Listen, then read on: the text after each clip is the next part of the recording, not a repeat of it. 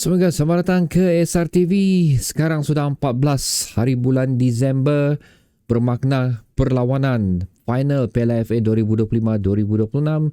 Sabah FC akan menentang JDT, akan bermula tidak lama lagi, itu pada 9 malam ini. So untuk video ini ada beberapa benda yang ingin aku kongsikan, yang ingin aku sentuh kepada anda.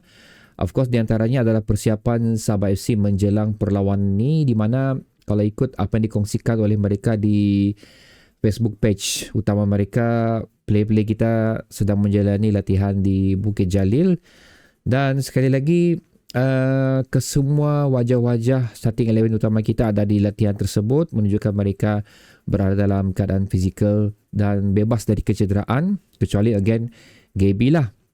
Dan bercerita mengenai pemain import ataupun susuk import yang berada di dressing room Sabah FC tempoh hari, itu aku tak boleh pastikan sangat, tapi penceritanya adalah dia di dalam sesi bilang orang trial lah bersama Sabah FC dan tidak juga akan diturunkan pada perlawanan tersebut. So itu untuk menjelaskan benda tu lah.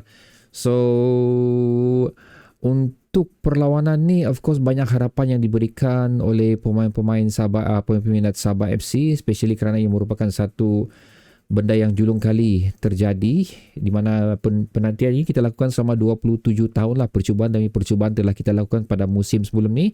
Akhirnya kita berjaya lolos pada tahun 2025-2026. Sekali lagi, atas kertas kita bukanlah merupakan tim yang terbaik menentang JDT selaku juara bertahan bagi mana-mana pertandingan di bola sepak tempatan kita. So berkata sedemikian, benda yang ingin aku sentuh di sini adalah pemain ataupun skuad JDT. Kalau ikut persediaan mereka kehilangan hampir 50% daripada skuad utama mereka. Ini dikatakan sendiri oleh jurulatih JDT. Walau macam mana pun mereka amat yakinlah mereka boleh melalui perlawanan ni dengan tidak mempunyai sebarang masalah, dikenakan pemain-pemain gantian mereka juga mempunyai reputasi yang cukup bagus. So itu katakan apa yang dikatakan oleh JDT lah. Walau macam mana pun, sewaktu sesi sesi media yang dilakukan, di Magni juga ataupun JP juga mengeluarkan satu statement yang cukup bagus lah, sama ada mereka akan menggunakan taktik yang digunakan oleh Shanghai Ports waktu menentang JDT tempoh hari, di mana kita tahu perlawanan tersebut berakhir dengan keputusan yang tidak dijangkakan, di mana JDT pada perlawanan tersebut telah diikat 0-0 oleh Shanghai Port di SSI. Kenapa soalan ini ditanyakan? Kerana Shanghai Port lebih menggunakan taktikal bertahan pada perlawanan tersebut dan ianya membuahkan hasil walaupun mereka diserang bertali arus. So jawapan JP untuk benda tu adalah tidak sama sekali. Beliau tidak menginginkan untuk menggunakan taktikal tersebut kerana bagi beliau Sabah FC adalah pasukan yang suka untuk menyerang dan pasukan yang sememangnya menyerang, dan itulah yang akan diterapkan oleh JP, walaupun JP sendiri sedar keputusan terdahulu di antara kedua pasukan ini, di mana kita tewas 8-0, dikenakan jugalah dengan reputasi JDT di saingan bola sepak tempatan kita ni. So itu adalah merupakan satu news yang cukup bagus bagi aku, keyakinan yang cukup bagus daripada JP yang membuatkan perlawanan ni nampak tidak berat sebelah lah. Pasal aku rasa kalau JP cakap ya kita akan menggunakan, kita tahu kekuatan JDT dan kita akan menggunakan taktikal tersebut dan cuba mengambil peluang dengan mana-mana serangan balas yang kita miliki. Kalau aku rasa itu yang dikatakan oleh JP, ianya macam seolah-olah separuh bendera putih telah diangkat lah. So membuatkan perlawanan ni macam tidak begitu menarik. Tapi statement yang dikatakan oleh JP ni, alhamdulillah, walaupun tampak yakin, tapi aku rasa beliau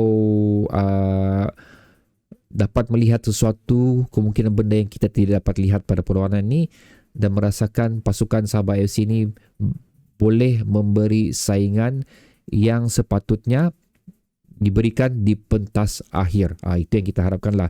Pasal aku sendiri pun tidak mahu melihat perlawanan ini sudahlah final, lepas tu tampak berat sebelah pula lebih kepada pasukan lawan. Itu yang kita tidak mahu lah. So diharapkan apa yang dikatakan oleh JP ni boleh direalisasikan, dan kalau aku personally, yes, aku memberi mandat tersebut, kepercayaan tersebut kepada JP selaku head coach kita untuk mengendalikan perlawanan ni dengan jayanya. So itu yang aku harapkan di sinilah untuk pasukan Sabah FC. So antara benda-benda lain lagi antara benda yang aku sentuhkan di sini ialah isu penjualan tiket untuk perlawanan final ni guys. Buat masa ni aku sendiri telah membuat aku punya research. Memang masih ada banyak tiket kosong lah sebenarnya. Kalau untuk satu section, pasal Stadium Bukit Jalil dah boleh muat dalam 80,000 orang. Lepas tu dia bertingkat lah, 3 tingkat kalau aku tak silap. Dan setiap section ataupun area di Stadium Bukit Jalil tu, anda boleh masih akses untuk mendapatkan tiket. So banyak reason dia lah aku rasa kenapa benda ni terjadi. Tapi walau macam mana pun kita perlu saksikan dululah malam ni macam mana penuhnya Stadium Bukit Jalil nanti. Barulah aku akan bercerita lah mengenai isu-isu kenapa benda ni terjadi. Lebih kurang macam tu. Tapi aku hanya memberi mukadimah sajalah untuk penceritaan tersebut. Pasal mana tahu nanti tiba-tiba ada last minute, tiba-tiba stadium full, itu kita tak tahulah. So sekiranya benda tu terjadi, maksud aku stadium tidak full, kita akan berceritalah kenapa ianya boleh berlaku sedemikian. Tapi buat masa ni, kita masih menaruh kepercayaan bahawa penyokong-penyokong Sabah FC yang berada di Sabah, baik di Tanah Semenanjung akan hadir menyaksikan perlawanan tu, ataupun mungkin juga penyokong-penyokong lain yang mungkin memihak kepada Sabah FC untuk hadir menyaksikan perlawanan ni. Who knows lah, remain to be seen. Tapi itu yang kita harapkan lah. Jadi guys, untuk persiapan ni, aku tidak berasa begitu gentar seperti mana perlawanan sebelum menuju perlawanan menentang JDT, baik di Liga Super, baik di mana-mana perlawanan lain. Kerana satu, of course, kita tidak mau benda yang bakal aku cakap ni. Sekiranya kita kalah, kita telah merangkul selaku naib juara. Maksudnya ada sesuatu untuk pemain kita dan ada sesuatu untuk kita lah. Tapi apa yang aku perhatikan di sini sekali lagi adalah sejarah yang telah dilakukan oleh KL City. Ini balik-balik aku ulang juga lah. Tapi aku ingin ulang sekali lagi, sejarah yang dilakukan oleh KL City selaku pasukan yang tidak berada di kedudukan yang terbaik pada musim tersebut, berjaya menidakkan segala tanggapan yang diberikan oleh ramalan-ramalan yang diberikan oleh penyokong-penyokong untuk perlawanan final Piala Malaysia tersebut, berjaya ditidakkan oleh KL City dengan menjadi pemenang apabila mereka berjaya menewaskan JDT sebanyak 2 gol berbalas 1. Dan salah seorang pemain yang berada di kesebelasan utama tersebut sekarang ni ada bersama kita, iaitu Daniel Ting. So banyak faktor yang positif lah kepada Sabah FC untuk menerajui perlawanan ini, dan aku mengharapkan ianya dapat diguna pakai dengan sebaik-baiknya lah bagi memastikan saingan yang setimpal kita berikan pada perlawanan ni. So itu yang aku harapkan. So untuk yang bertanya adakah watch along malam ni guys, yes, aku akan buat watch along perlawanan ni kerana ia merupakan satu perlawanan yang jarang sekali kita saksikan.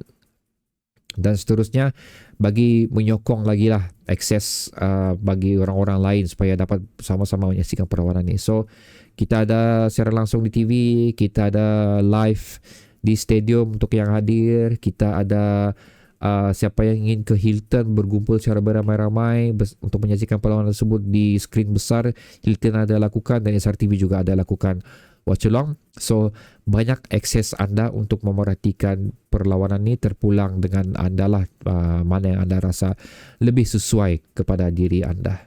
So okay guys, nyatakan pendapat anda mengenai perlawanan ini, sekali lagi persiapan kita, dan juga adakah anda merasakan kekurangan 50% pemain utama JDT menuju ke perlawanan final ni akan memberi impak yang besar untuk mereka. Dan tekan pendapat anda di komentar di bawah. Bertemu lagi di video seterusnya guys. Assalamualaikum.